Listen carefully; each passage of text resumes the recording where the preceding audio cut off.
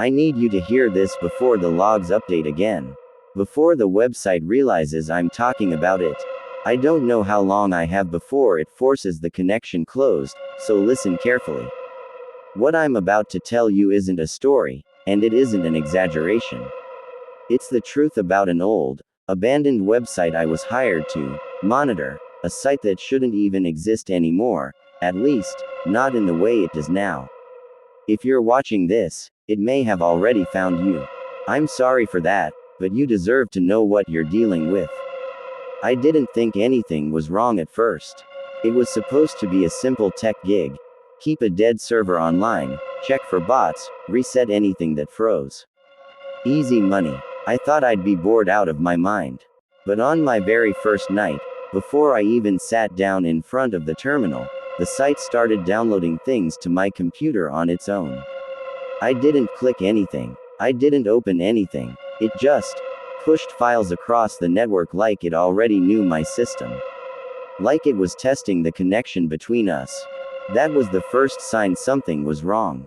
The second sign came minutes later, when the visitor logs started filling with thousands of IP addresses, all hitting the site at once. At 2:13 a.m., everything spiked. Traffic poured in like a flood, and none of the locations made sense. Abandoned factories, empty hospitals, geographic coordinates that mapped to open ocean. One IP traced to a demolished building. Another, somehow, resolved to a cemetery. And then, one of them typed my name. I thought it was a glitch. Maybe a prank. Maybe someone spoofing the traffic just to mess with the new guy. But the longer I watched, the more I realized the truth. The website wasn't abandoned. It wasn't offline. It wasn't even static. It was active. Alive, in a way code shouldn't be. I'll show you what was on that site, but only if you stay. Just understand that once you've seen it, you can't unsee it. The site remembers everyone who connects. And if the rumors I found afterward are true, it doesn't like being ignored. I can feel the logs updating. The screen behind me just flickered, again. I don't have long before it forces me back into the session. Before it tries to pull me in completely like it did last night. So let me start from the beginning, while I still can. It all started when I thought I'd landed the easiest tech job ever. When I first saw the job listing, I honestly thought it was a scam. Maintain server uptime for an archived legacy domain, it said, with pay that looked more like a yearly salary mistakenly crammed into a weekly rate. No company name, no contact info, no description beyond 3 bullet points and an overnight preferred note that should have been my first red flag. But rent was due, my bank account was a joke, and desperation makes even the dumbest ideas look reasonable. The site in question was something called root-guest.org, a bargain bin community page from the early 2000s. Forums, guestbooks, grainy banners, all the nostalgic digital clutter you'd expect from that era, except the site supposedly shut down in 2008. I figured maybe some nostalgic collector wanted the domain preserved for sentimental reasons. People collect weirder things, like vintage toasters or Funko Pops. So I emailed the contact link, half expecting a bot message, but instead I got a reply within minutes. No greeting, no signature, just instructions: begin tonight. Office address attached. Do not modify site content. Monitor traffic. Report anomalies. I reread it twice, wondering why the words, report anomalies, felt heavier than they should. But curiosity beat caution, as usual. The only person I told was my friend Marcus, who handles cybersecurity for an actual real company, not a ghost of a domain like mine. When I called him, he groaned so loudly I had to pull the phone away. Dude, no, that sounds like how horror movies start. I laughed it off, because what else was I going to do? Tell him I was scared of a job. But his tone shifted. Seriously, he said, those abandoned sites get weird. Old admin panels, malformed scripts, sometimes the backend logs glitch into stuff that shouldn't exist anymore. Then he hesitated, which was new for him. And there's this rumor, he added, about the last night shift guy on a site like that. No one ever confirmed it, but supposedly he vanished after reporting some activity. Bots that weren't bots. Traffic from impossible coordinates. His voice dropped. Just be careful. I told him I'd be fine. That it was probably just an urban legend cooked up by bored programmers. And honestly, I believed that, right up until I looked up old forum threads about root-guest.org and found people joking about the Watcher in the logs. One user claimed the site used to change depending on who visited. Another said the guestbook sometimes displayed entries before you typed them. I assumed it was all internet folklore, the kind of nonsense that thrives in dark corners of the web. But something in those posts bothered me. It wasn't what they said, it was how they said it. Like everyone was in on a joke they didn't want to explain. A few comments mentioned a former moderator who saw too much, but every link to their profile returned a 404 error, as if someone erased them. I told myself it was all coincidence. A weird job, a weird site, weird rumors, the internet is full of that. And yet I kept rereading those threads, feeling a pressure in my chest I couldn't name. Back then, I didn't realize how many warnings I was ignoring, how many tiny details were already pointing to something wrong with the job, something lurking beneath the nostalgia of an obsolete website's broken code. I should have listened. Marcus. The threads. That uneasy instinct trying to warn me.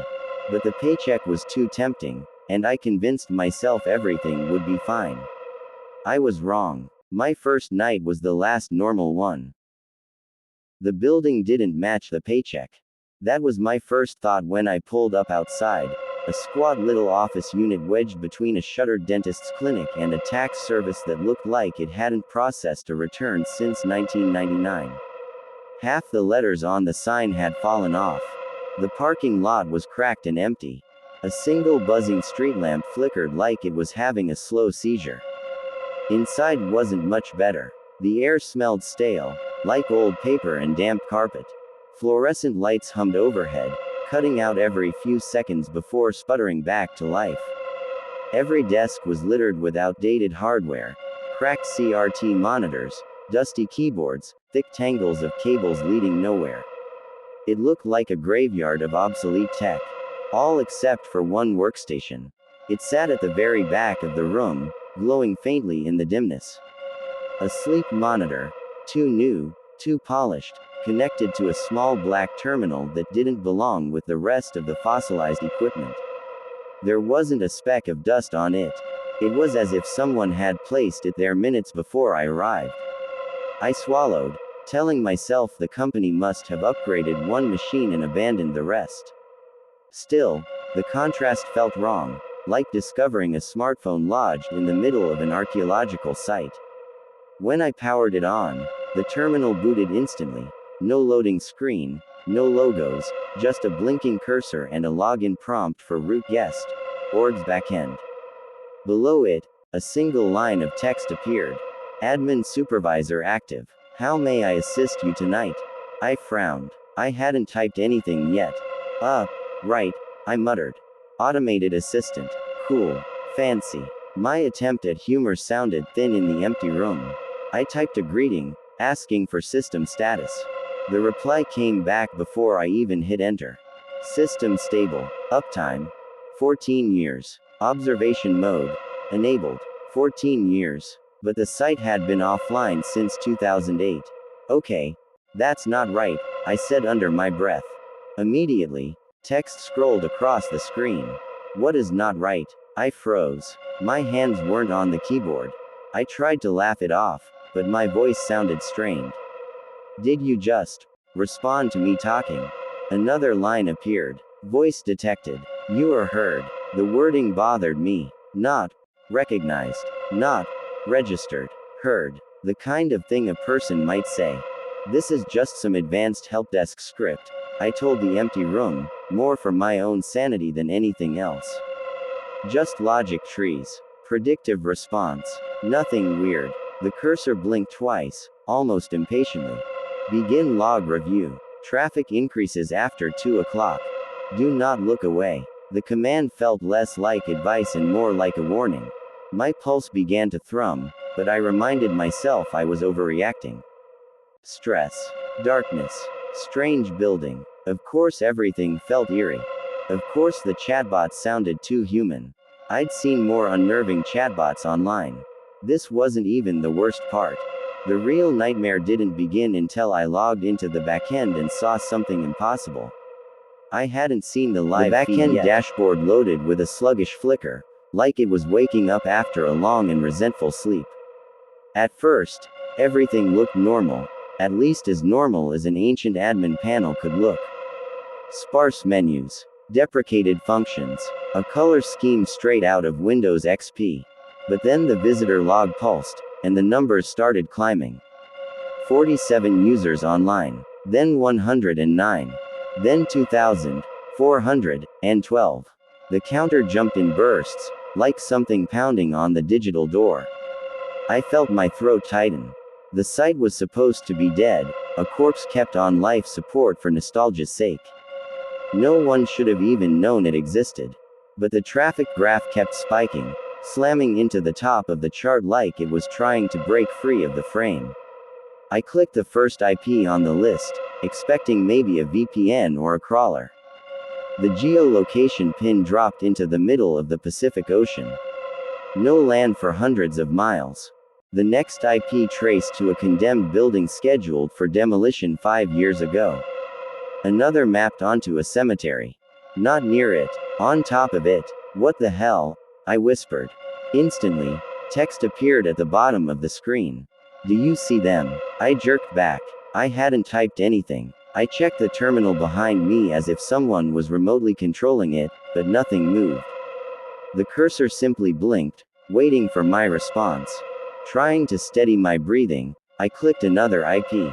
This one was stranger. Instead of coordinates, the timestamp was wrong, dated 36 hours in the future. The next read 17 years in the past. The entries weren't just out of place, they were impossible. A new window slid open on its own, a chat box I hadn't clicked. The user's handle was a string of corrupted characters, symbols I didn't recognize. Before I could close it, a message appeared. Hello, night shift. My heartbeat stuttered. That exact phrasing, night shift, was in the job instructions. No one else should have known it. I typed shakily, who is this? The answer came instantly. We see you. I swallowed hard. Okay. No, that's not funny, I said aloud, even though my voice trembled. Stop messing around. Another message. We hear you. My hands went cold. The same phrasing the chatbot used earlier. The same unnatural tone. The site wasn't acting like software. It was acting like a group of people, or a single presence with too many eyes. The chat box pinged again. Turn around. I couldn't. My chair stayed rigid, locked in place by fear. I forced myself to type, how did you get this address? But the answer wasn't comforting. You monitor. We observe. The meaning hit me like a punch. Once I'd opened the logs, I'd made myself visible to whatever these visitors were. I wasn't just reading their data, they were reading me.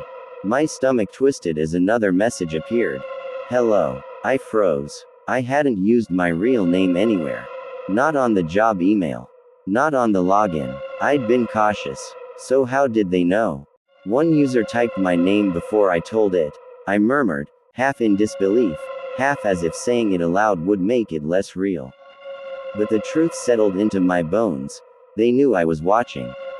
And they wanted me to know they knew. More IPs poured in, flashing like strobe lights. Each new connection felt like a knock on the other side of the screen. Then, without warning, the chat box flickered, and a new notification appeared. User _#37 has sent you a file. Asterisk. A download prompt blinked insistently. No description, no size, no extension, just a nameless block, thudding against the interface like a heartbeat. You need to see what one of them sent me, I whispered, though I already regretted it. Every instinct screamed to disconnect the terminal, to run, to pretend this wasn't happening. But curiosity, or stupidity, won out. Against every rational thought I had left, I clicked open. The file opened with a crackling distortion, as if the computer itself hesitated before showing me what was inside. For a moment, the screen stayed black. Then an image faded in. It was my apartment. Not a generic shot. Not something scraped from social media. My apartment. Down to the crooked lamp, the unwashed mug on the counter, the jacket I'd dropped on the floor that morning. The angle came from the top corner of the room, near the ceiling. I didn't own a camera. I didn't even have shelves high enough to stand on. I clicked to the next image. The bathroom. The mirror fogged, even though I wasn't home. Even though no one was. My pulse hammered in my ears. Each photo felt like a cold fingertip pressing against my spine. The timestamps made it worse. Some were from an hour earlier. Some from last night. But others were from 2 hours into the future. I swallowed hard and moved to the next image. My bedroom. The curtains drawn. The bed unmade. But what clawed into my chest was the figure standing in the doorway. Just a silhouette, too dark to be a shadow, but shaped almost like a person watching the empty room. I pushed back from the monitor. No, no, no, no. The next photo loaded automatically. This one was of the office. My desk. The ancient computer. The same monitor I was staring at now. And in the reflection of the screen, barely visible. Me. Not just me. Me looking at this file. My breath hitched, sharp and shallow. That image was timestamped 10 minutes into the future. My hands were shaking so badly I nearly dropped my phone as I dialed. Come on. Pick up. Pick up. Yeah, my coworker's voice was groggy, half asleep. It's me, I whispered. I need you to listen. Something's wrong. I opened a file on the site and there are pictures. From my home. From right now. From the future. Silence. Then a slow exhale. Get out. What? Get out now. Don't look at anything else. I don't understand. The last guy we hired. The one who quit without notice. His voice tightened. He said the same thing you're saying. Word for word. A cold weight slid into my gut. What happened to him? Another silence. Longer. He almost sounded afraid to say it. He disappeared. I pressed my palm to my forehead. This can't be real. Shut it down. Leave the building. Don't let it. The line crackled violently, like someone scraping metal against the speaker. Watching. A distorted voice murmured under his. Not quite human. Hello. What was that? I choked out. What did you say? But the call dropped. Dead. The monitor flickered again, dragging my attention back to the file. The images were gone. In their place was a list of numbers. Coordinates. Just coordinates. I ignored the warnings. I muttered, voice shaking. That was my biggest mistake. A message blinked beneath the coordinates. Click to view. My finger hovered above the mouse. I should have turned the computer off. I should have walked out. But dread and curiosity twisted together until I couldn't tell them apart. The file didn't end with photos, I whispered. Against every instinct screaming in my skull, I clicked the coordinates. The coordinates loaded into a blank window, and for a second I thought the site had finally crashed. Then the screen stuttered, frames dragging as if wrenched into place by force, and a video feed blinked into existence. At first, I didn't understand what I was looking at. The room in the feed was dim, lit only by a pale overhead bulb. Dust floated in slow motion through the beam. A desk sat in the middle. A glowing monitor. A sagging office chair. For a moment, I thought it was just an old clip from the building's security archives. But then I noticed the crooked paneling on the back wall. The cracked tile near the vent. The paint bubble by the doorframe. I was staring at the office I was in right now. And the feed wasn't pre-recorded, I whispered, throat tightening. It was live. The timestamp, in the upper right corner, matched the clock on my monitor down to the second. My own back was visible on screen, my shoulders hunched, my head tilted toward the monitor, frozen in the same posture I was in now. My breath hitched as I slowly raised one hand. On the feed, my hand lifted at the same moment. The camera was watching me. But that wasn't the part that stopped my heart. It was the shape. Something tall stood in the far corner of the room, half dissolved in static, as if the pixels rebelled against forming its outline. It wasn't human, the proportions were wrong. Too long, too thin. Its head nearly scraped the ceiling. It didn't move. It didn't breathe. It simply existed, like a figure painted into the shadows. For a moment I froze, staring at it on the screen. Then I forced myself to turn around. Nothing. Just the empty corner, choked with dust and peeling wallpaper. The humming fluorescent light. My own heartbeat thundered in my ears, a violent reminder that I was awake, here, in this room. I snapped my gaze back to the feed.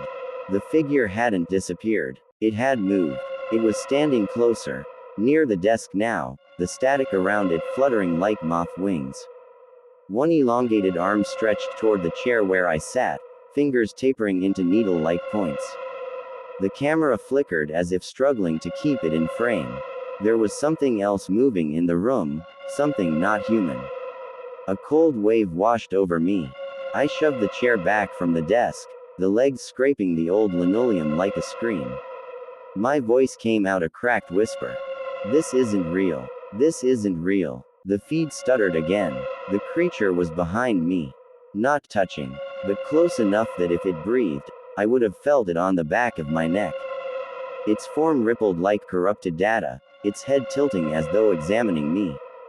Every instinct in my body screamed to run, to flee, to burn the whole building to the ground. I spun around. Again. Nothing. Only air. But the room felt wrong now.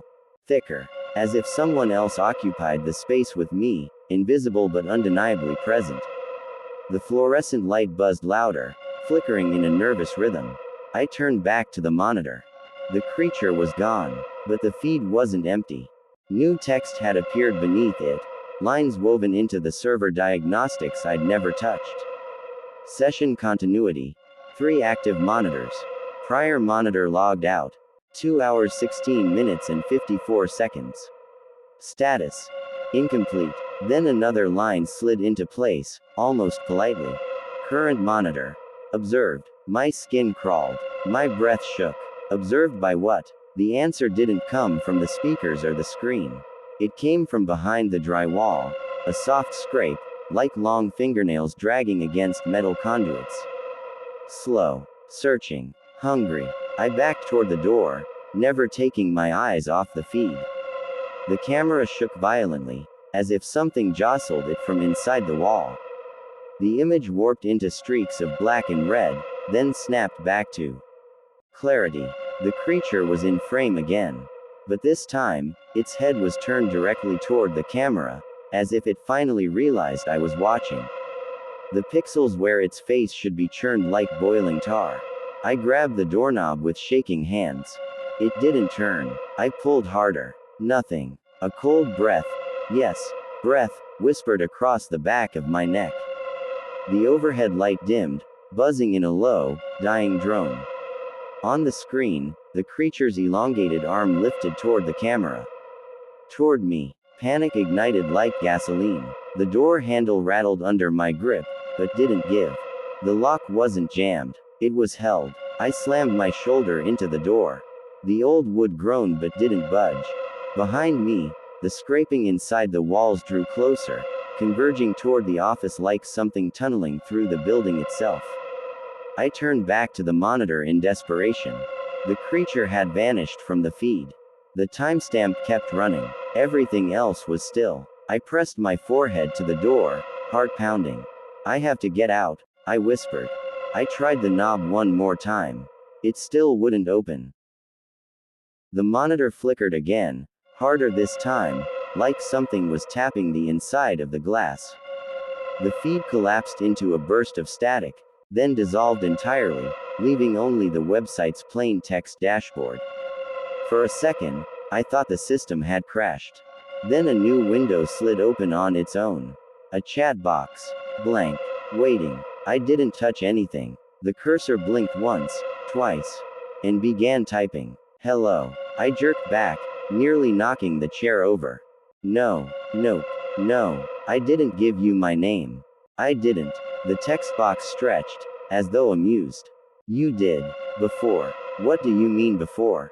My voice cracked. There was no delay this time. Before you arrived tonight. A cold pulse spread through my chest. I hadn't spoken to anything. I hadn't logged anything. I'd only typed my username, an alias, not my real name. But the site knew. It was waiting. Another line appeared, slow and deliberate. We are glad you made it. I swallowed hard. Who's? We. The cursor blinked, twitching. We. The ones WHO stay here. The ones WHO keep it running. What the hell does that mean? Who else is here? The answer came immediately, as if it had been rehearsing. 3 monitors. 1 remains incomplete. I felt my stomach drop. The previous night shift guy. The chat box responded before I could finish the thought. Yes. Continuity interrupted. What does that mean? Interrupted how? A pause. Not long, but long enough for the silence in the room to thicken, like the air itself hesitated. He stopped watching. I wiped sweat from my forehead with a shaking hand. So he quit. Or left. Or. He stopped watching. So we watched him. The light above me flickered at the same moment those words appeared, as if the building itself reacted. I forced myself to look at the screen. What do you want from me? The chatbot paused, the cursor blinking in a slow, rhythmic pulse, like a heartbeat. Then, don't go. You were chosen for the night shift. My chest tightened. Chosen for what? A moment of absolute stillness. Continuity. No, I whispered. No, what does that even mean? Continuity of what? Monitoring. The logs. The screen refreshed itself with violent speed, lines of code spilling down the page faster than I could read them. System files opened, closed, replicated, dissolved. I tried clicking the close button. Nothing happened. I tried hitting ESC. Control plus Alt plus Del. Even pulling at the old tower's power cable. None of it responded. Instead, the chat box resurfaced. A new message typed itself, slower this time, almost gentle. You don't need to do that. I slammed my palm against the desk. Stop. Stop typing. Stop talking to me. But it didn't. It accelerated. You don't need to be afraid.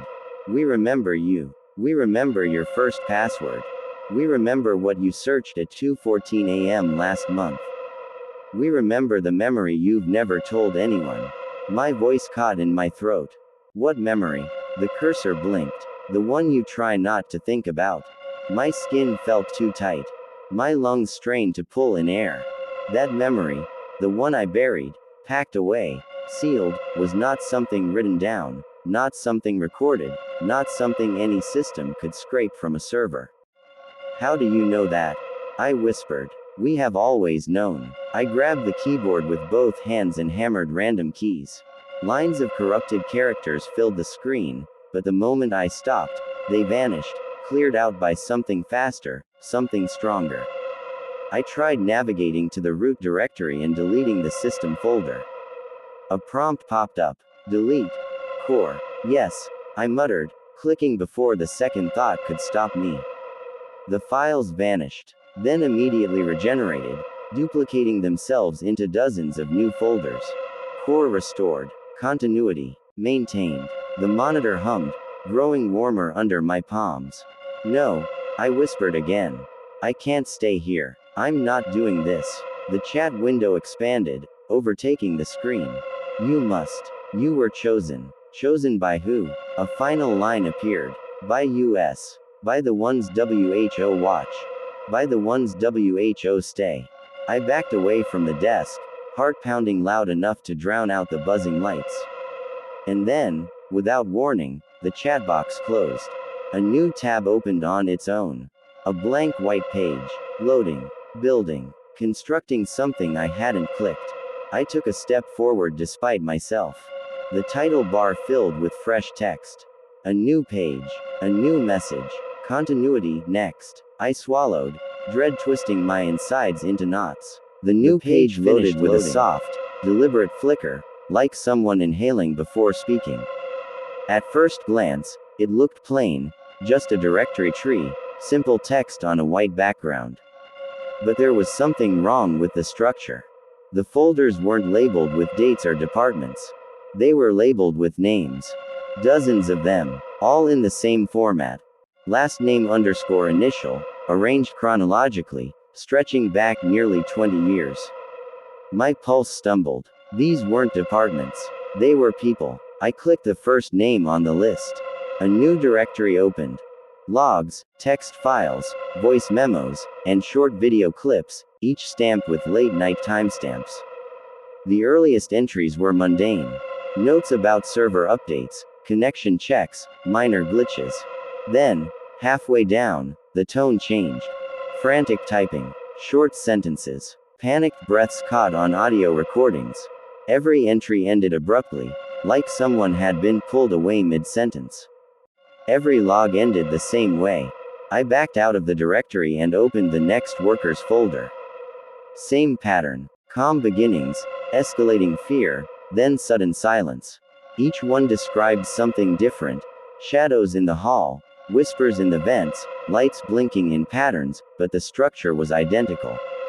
The final line always cut off mid-thought. My fingers felt numb on the mouse. I clicked another. Then another. Patterns emerged. Some workers mentioned seeing things in the walls. Others described glitches in the camera feed. A few wrote about the watchers, though none explained what they were.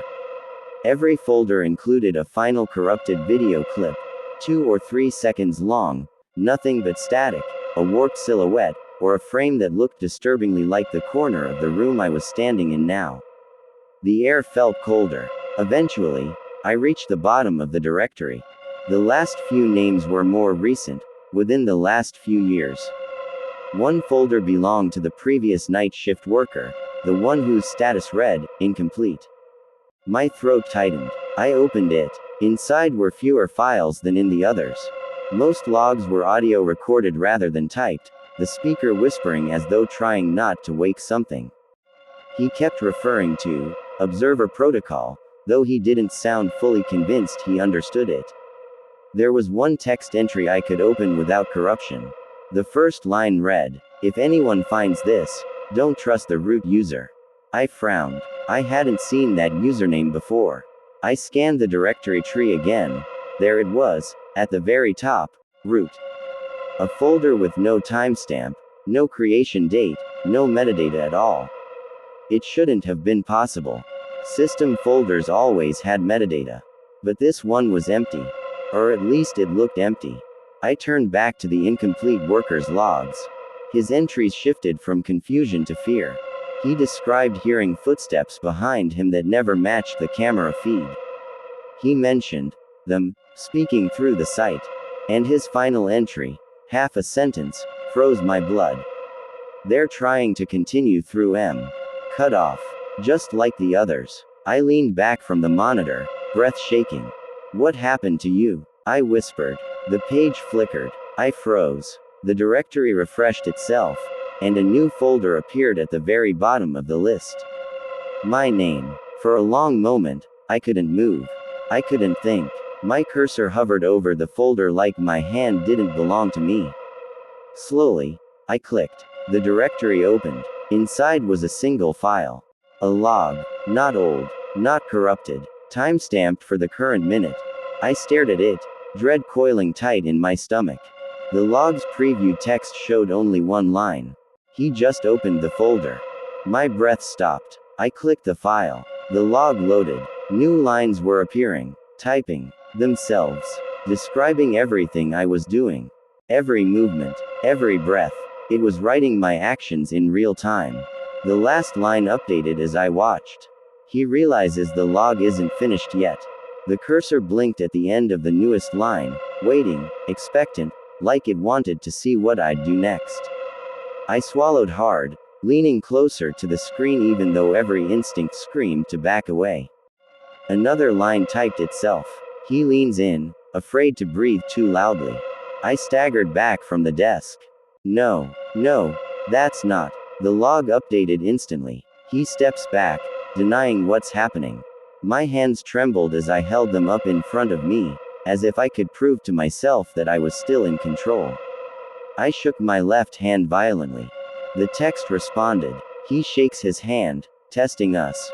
A strangled sound escaped my throat. I spun around, facing the empty room, the door, the peeling wallpaper, anything except the screen. Behind me, keys clicked without being touched. He turns away, pretending he isn't watching. I whipped back toward the monitor, pulse hammering. Stop it, stop. The text appeared in real time, letter by letter, almost tenderly. He begs us to stop. My knees weakened. I grabbed the edge of the desk just to stay upright. What do you want? I whispered. The answer came faster than thought. To continue. I stared at the line until the words blurred.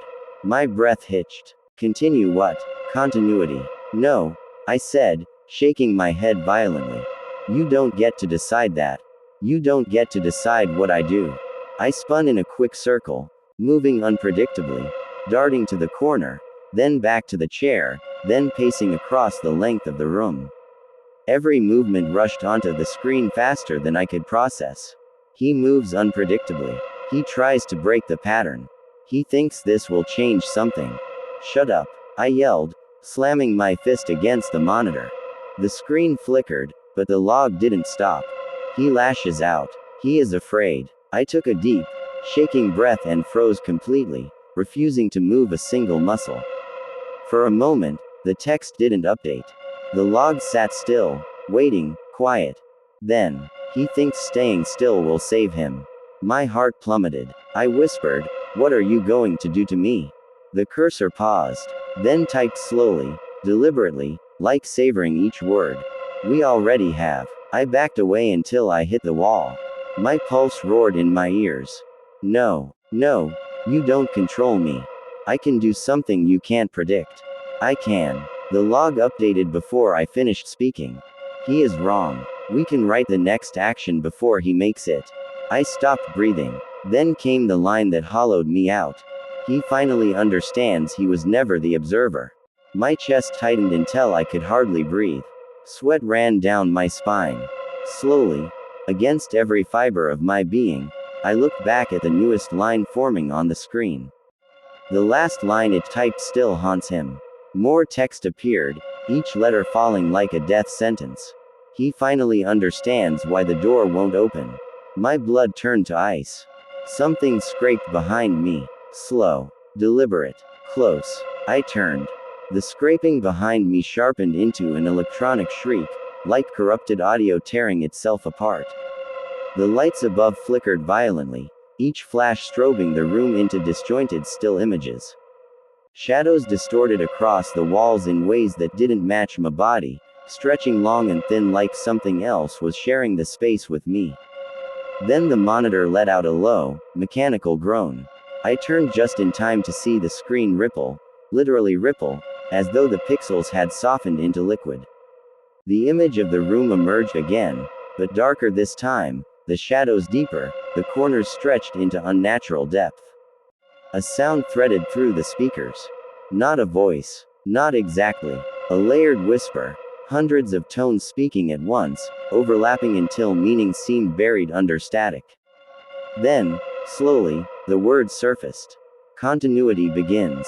The air went cold. My breath fogged, each exhale trembling in front of me. The screen glitched, frame by frame, and the silhouette, the thing that had been watching from the feed, took shape again.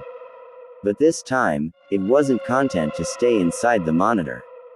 Pixels at the screen's edges began to pull outward, stretching into strands of glitching color. They twisted together like muscles knitting themselves, forming an arm, too long, too thin, joints bending backwards, as it pushed against the glass. The monitor's surface bulged outward like a membrane. No, no, no, no. I stumbled backwards toward the door, but the metal handle burned ice cold at my touch, freezing my fingers. Another arm pushed through. Then a leg. Each movement was a stuttered, jerking frame skip, like reality couldn't fully render them. Their bodies were shadows, silhouettes made of black static, tall enough that their heads scraped the ceiling, their forms flickering between humanoid and something far less defined. The chorus of voices pulsed again, compressing the air around me. Visitors present. The Watchers arrive. Continuity must continue. My lungs tightened. Every instinct said run, so I did. I sprinted toward the far wall, hoping there was some emergency exit, some forgotten window, something. My foot hit a patch of loose tile and I stumbled, catching myself on a filing cabinet that rattled violently, as if something inside slammed against it. Behind me, the visitors crawled fully into the room. Their movements were wrong, too fluid 1 second, then snapped into frozen frames the next. Their heads jerked toward me in a sequence of 3 sharp motions, each accompanied by a digital screech. They spoke again, their voices blended into a single machine-warped murmur. If you've been to the website. A pause, a horrible, anticipatory silence. They can reach you too. I grabbed a metal chair and hurled it at the nearest figure. The chair passed through its torso like smoke, leaving a smear of static in its wake. But the figure reacted, glitching, its form splitting for a moment into duplicate silhouettes before snapping back into one. There was only one way out, I whispered through chattering teeth. The monitor. The thing they came through. If I broke it, maybe, somehow, it would sever whatever connection allowed them in. Or maybe it would kill me. At that moment, I didn't care which. I ran at the desk, grabbed the monitor by its base, and with every ounce of strength left in me, swung it against the corner of the desk. The screen shattered. Glass exploded across the floor. The visitors shrieked, digital, distorted agony, and their forms flickered violently, glitching in and out of existence like corrupted frames. For a moment, I thought I'd stop them. But then, every screen in the office flickered to life at once. The printers, the forgotten monitors, the old CRT in the corner, even the tiny LED display on the router. All of them showed the same feed. All of them showed the visitors. Stepping through again, I woke up on the pavement outside the office building, my cheek pressed against cold concrete. Dawn was just beginning to stretch over the horizon, smearing pale orange across the sky. Birds chirped. Cars passed on the distant road. Everything looked painfully, reassuringly normal. For a moment, I let myself believe I'd made it out. My clothes were dusty. My hands scraped raw, but there was no sign of the visitors, no static, no warped shadows. The office windows reflected nothing unusual, just empty rooms slowly brightening with the rising sun. I staggered to my feet, every muscle trembling, trying to piece together the last moments before everything went black. I should have felt relief. But instead, there was a hollow, unsettling quiet in my mind, like someone had wiped the chalkboard clean but left a faint outline where something terrifying used to be. Then my phone buzzed. I froze. An email notification glowed across the cracked screen. No sender listed. No subject line. Just an open envelope icon. My thumb hovered before I forced myself to open it. Welcome to your first night shift. The message was short, automated, almost cheerful. Your login has been activated. Your responsibilities begin tonight at 12 a.m. Do not be late. Continuity depends on you. A cold shiver crawled up my spine. I shouldn't have remembered anything from last night. The thought hit me suddenly, hard. Like the memory itself didn't want to exist. The visitors, the glitching voices, the impossible screens, all of it pulsed dimly at the edge of my mind, threatening to fade entirely. I wasn't supposed to remember last night, I whispered, hearing the tremor in my own voice. A truck rumbled nearby, and I flinched like it might distort into static. But nothing happened. The world stayed solid, warm, bright. Still, something was wrong. I looked down at my phone again. The email app closed by itself. The home screen flickered. A single icon pulsed at the bottom, one I hadn't installed. The website. The same one that had started everything. It opened on its own. If you're hearing this, if you made it all the way to the end, listen carefully. I don't know how the website spreads.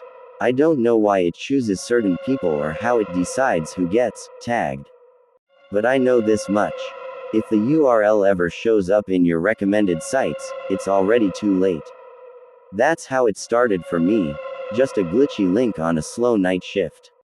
I thought it was a mistake, or some internal tool someone forgot to label. But the moment I opened it, the moment the page loaded, something on the other side knew I was there. And now it won't let me go. I'm telling you this because maybe, someone out there understands what this thing is. Maybe one of you has seen the same symptoms. The looping logs, the impossible timestamps, the feeds that watch back. Maybe you can help me break this cycle before tonight comes.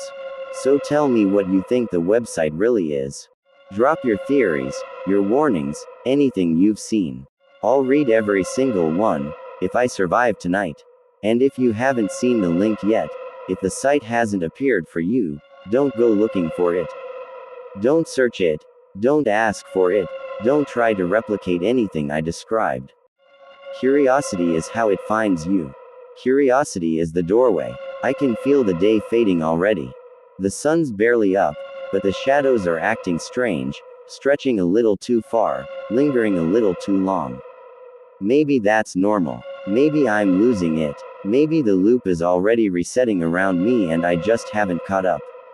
Hold on. My phone just lit up. A new notification, but I turned them all off. I didn't give anything permission to. Wait. No, they found me again. I have to go. If you see the site, don't click it. Cut to black.